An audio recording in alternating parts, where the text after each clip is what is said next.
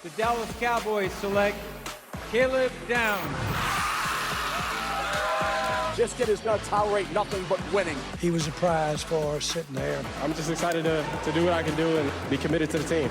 The Dallas Cowboys select Malachi Lawrence. 6'4", 250, and juice. This was what they needed to do. The Dallas Cowboys got exponentially better. It's more fun getting football players when you got two number ones. The Cowboys needed defense, and tonight they got it.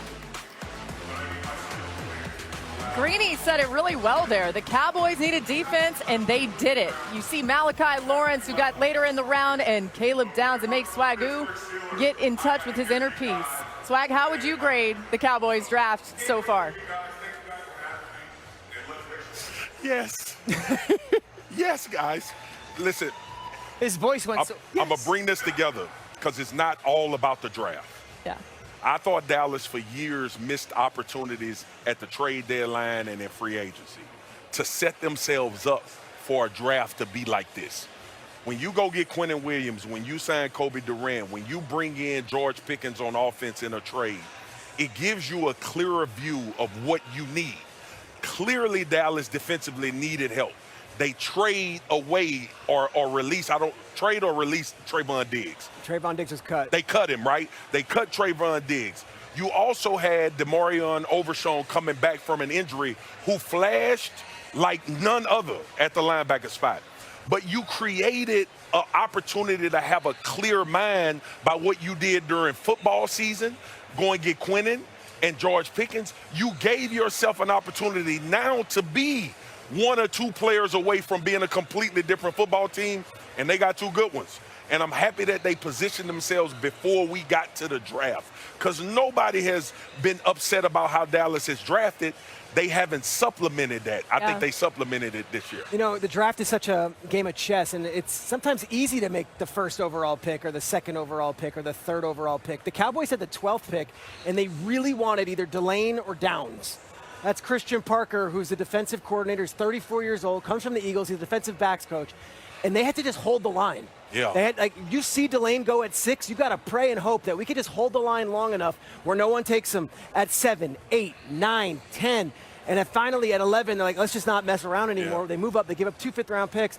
Christian Parker is a defensive mastermind, high-end guy.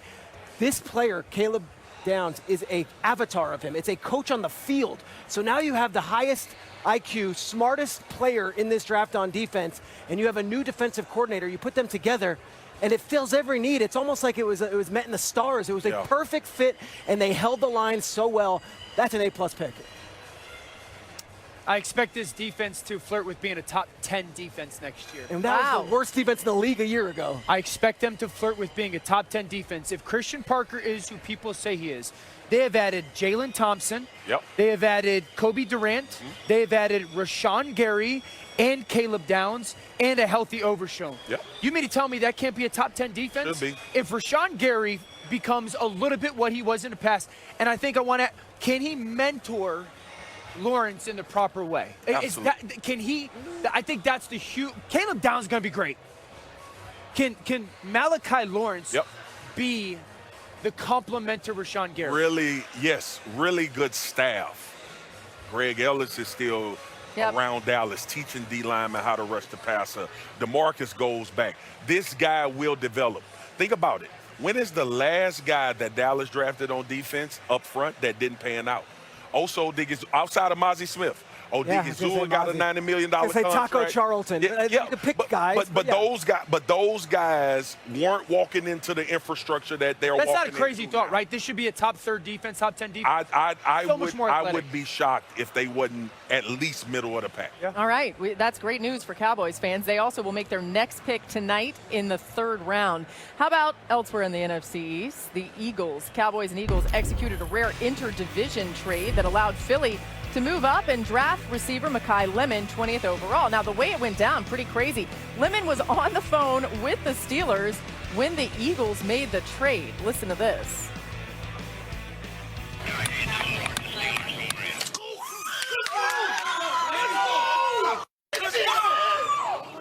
Come on, man. Let's go. Let's go. Hey, why Philly come? Yeah.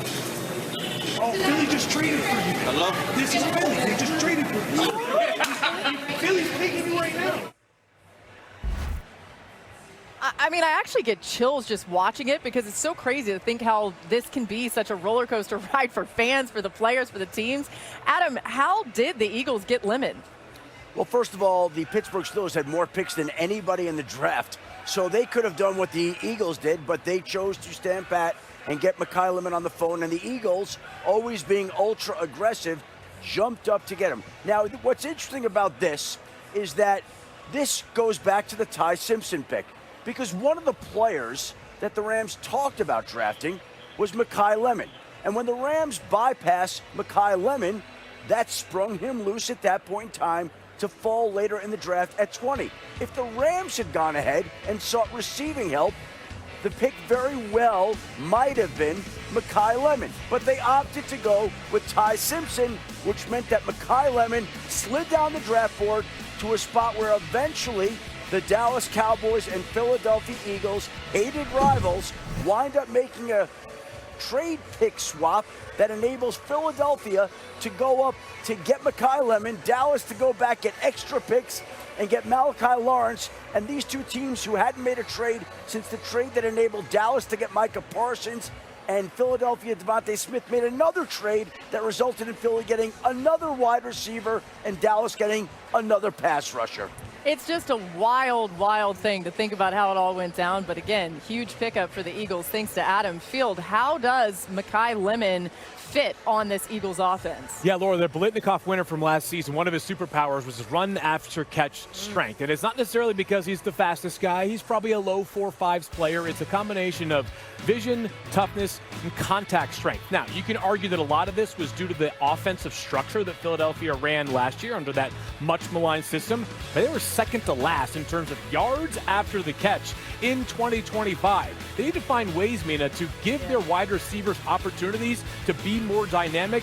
What Mekhi Lemon lacks in stature, he's a smaller guy, maybe even a slower wide receiver by first-round comparisons. He does make up for that tenacity you see with the football in his hands. The Eagles taking Mekhi Lemon tells me a couple of things about how they look at their current group of receivers. One, A.J. Brown is likely gone, and this is also coupled with some of the additions they made in free agency. But I think it also says something about Devontae Smith, which is that they think he can be the number one in this offense, which sounds crazy because we're talking about they took a receiver in the first round. But I see Lemon's role being a lot of what you talked about. He's going to be primarily in the slot. I could see him getting touches out of the backfield. Think about like Jaden Reed, Sean Mannion's coming from Green Bay. Devontae, I think, is going to play primarily outside. They believe, and I'm in agreement with this, I think Devontae Smith is incredibly underrated. He can be a 3-level threat for them. He can be their explosive playmaker. He can get some of those A.J. Brown targets because he has proven that his size has not been a deterrent in the NFL. And since we're here at the draft, let's go back to Devontae Smith being drafted 10th overall after a historic year.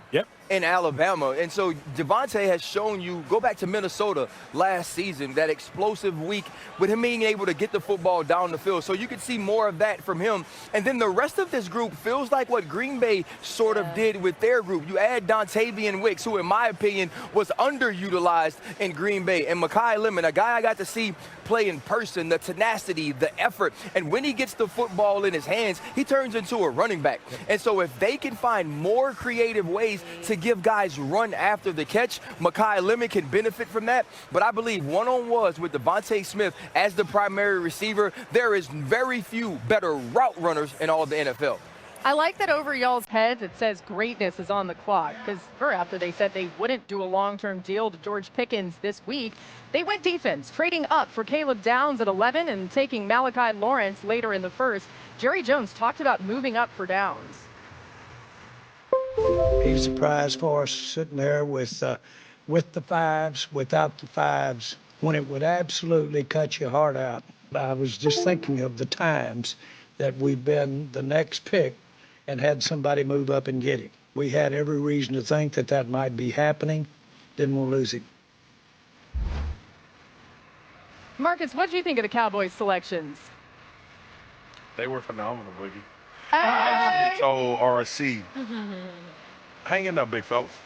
I told RC, let's go sit in the Cowboys section here at the draft so I could talk about these beautiful picks that the Cowboys made between Downs and Malachi Lawrence.